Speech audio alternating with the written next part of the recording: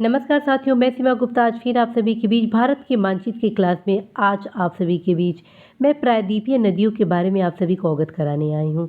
और इस मानचित्र के क्लास में मैं उन तमाम प्रायद्वीप की नदियों को आप सभी को दिखाने का प्रयास करूँगी ताकि आप यदि लोकेशन से रिलेटेड कोई क्वेश्चन आए तो आप गलत ना करें और अवश्य ही नदियों से संबंधित जो क्वेश्चन हो आप सही करें। तो आइए देखते हैं आज की क्लास को। तो आज की क्लास में मैं किन किन नदियों के संबंध में डिस्कस करूंगी, पहले वो जानते हैं। तो मैं आपको आज के क्लास में गोदावरी, कृष्णा, कावेरी, नर्मदा, महानदी मुख्य नदियों के बारे में बताने वाली हूँ और इनकी सहायक नदियों से भी रूबरू आप सभी को कराऊंगी। तो सबसे पहले साथियों हम आते हैं नर्मदा नदी। नर्मदा नदी को आप यहाँ देख रहे हैं, ठीक है, ये रहा नर्मदा नदी, ठीक।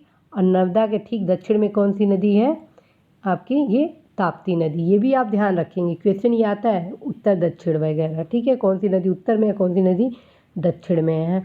तो सबसे पहले हम देखते हैं नर्मदा नदी का उद्गम कहाँ से होता है। तो मध्य प्रदेश में अमरकंटक पठार से नर्मदा नदी की उद्गम होता है, ठीक। और इसकी सहायक नदियाँ कौन कौन सी हैं, तो बरनेर, बेयार, सेर, दूधी, शक्कर, तावा, हिरण, तेंदोनी, बरना, कोनार, अंजाल, माचक, कुंडी, गोई, करमान, ठीक। आप इस लोकेशन को बेहतर से देखिए क्योंकि इससे कई रिलेटेड क्वेश्चन आते हैं साथियों, ठीक है, ये ज़रूर आप देखिए। आज मैप में आप देखेंगे तापी, ताप्ती और नर्मदा के बीच क्या खास है, ठीक, और उसको आप कमेंट बॉक्स में उपलब्ध कराएं, ठीक। अब आते हैं हम दूसरी नदी महानदी। ये देखिए महानदी के बारे में, ठीक। महानदी के बारे में क्या जानते हैं, महानदी का सबसे पहले हमें जानना है कि किस ज़िले से इसका उद्गम होता है। तो महानदी है, इसका उद्गम हो रहा है साथियों रायपुर ज़िले में फरसिया गांव से, ठीक है। महानदी का उद्गम होता है रायपुर के फरसिया गांव से, ठीक है, के समीप से मतलब होता है। और रायपुर है कहाँ, छत्तीसगढ़ में, ठीक। तो ये चीज़ आप ज़रूर ध्यान में रखेंगे। और इसकी महत्वपूर्ण जो सहायक नदियाँ हैं वो हैं शिवनाथ, हासदे, मंड, एब, ठीक है। और ये देखिए एक ये ब्राह्मणी, ठीक। ब्राह्मणी का क्या है, उद्गम कहाँ से हो रहा है, रांची जिले में नगरी गांव के पास, ठीक। और इसकी सहायक नदियाँ कहाँ हैं, कूरा, संखेड़, टीकरा। ये आप क्लियर हो गए। अब हम आते हैं तापी नदी। ये आए प्रायद्वीपीय द्वितीय ये नदी, ठीक है। इसको क्या करेंगे, इसमें इसका मेन फैक्ट है कि इसका उद्गम होता है बैतूल जिला में मुल्ताई से, ठीक। और इसकी सहायक नदी पूर्णा, बैतूल, लावड़ा, वाधूर, पाटकी, गंजाल, सूवी, मोर, पंजारा और उतावली प्रमुख इसकी सहायक नदियां हैं। अब हम आते हैं साथियों गोदावरी, ठीक है, गोदावरी नदी पर। तो गोदावरी जो नदी है उसका उद्गम नासिक के त्र्यंबक से होता है। नासिक कहाँ है, महाराष्ट्र में है, ठीक। और त्र्यंबक और क्यों फेमस है, तो 12 ज्योतिर्लिंग में एक ज्योतिर्लिंग है वहाँ पे, ठीक है। तो वहीं से ही ये गोदावरी नदी का उद्गम होता है, ठीक। और इसकी सहायक नदी में महत्वपूर्ण उसको मैं बताती हूँ। पहला आप याद करिए मंजरा, ठीक। दूसरा याद करिए आप वेनगंगा, तीसरा याद करिए वर्धा, ठीक है।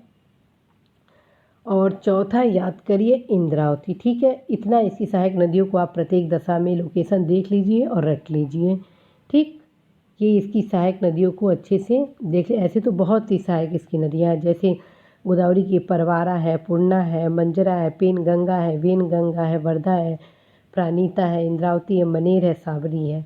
लेकिन यहाँ पे मैं कितनी नदियों का चर्चा की बस आपसे, बस मंजरा, वेनगंगा, वर्धा, इंद्रावती। जो वेनगंगा, पेनगंगा दोनों इसकी सहायक नदियाँ, ध्यान रखिएगा, वेनगंगा भी इसकी सहायक नदी है और पेनगंगा भी सहायक नदी है, ठीक। अब साथियों हम लोग चर्चा करेंगे प्रायद्वीप नदी की जो सबसे महत्वपूर्ण खास बात ये भी है, गोदावरी नदी जो है वो प्रायद्वीप भारत का सबसे लंबी नदी मानी जाती, मतलब लंबी नदी है, ठीक है। तो इसको आप ध्यान से देख लीजिए। अब आते हैं कृष्णा नदी पर। ये रही आपकी कृष्णा, ठीक। इसकी सहायक नदी आपकी भीमा और ये तुंगभद्रा, ठीक है। एक बार और देखते हैं। ये रही कृष्णा नदी, ठीक है। इसकी सहायक नदी में आपकी भीमा और ये तुंगभद्रा, इसके अपवाद क्षेत्र हैं ये, ठीक है। तो आपका कृष्णा का उद्गम कहाँ से हो रही है? महाबलेश्वर के उत्तर में, ठीक, उत्तर से हो रही है। और इसकी सहायक नदियों में कौन कौन है? भीमा, तुंगभद्रा, ऐसे कई हैं। घाट प्रभा, माल प्रभा भी इसकी सहायक नदियाँ हैं, ठीक है। उन्हें भी आप याद करिए क्योंकि कई बार क्वेश्चन आ जाता है घाट प्रभा, माल प्रभा, ठीक। तो आप ये ज़रूर इसको देखिए, उसके अपवाद क्षेत्र तंत्र के हिस्सा हैं घाट प्रभा और माल प्रभा, ठीक। और एक मूसी भी इसके अपवाद क्षेत्र में आते हैं। तो आप इतनी नदियों को ध्यान में रखें, मैप इसको अच्छे से देखिए कहाँ पे है। ऐसा ना हो कि कोई कावेरी नदी बोले और आप उत्तर भारत में सोच लीजिएगा, ठीक है। तो इस चीज़ को आप अवश्य ही ध्यान में रखें। अब हम आते हैं साथियों कावेरी नदी। ये रही कावेरी नदी, ठीक है। कावेरी नदी, कावेरी नदी का उद्गम कहाँ से हो रहा है? ब्रह्मगिरी पहाड़ियों से हो रहा है, ठीक है। इसकी जो सहायक नदी है महत्वपूर्ण, वो कौन कौन है? हेमवती, काबनी, भवानी। 3 याद करिए, हेमवती, काबनी, भवानी, यही महत्वपूर्ण है साथियों।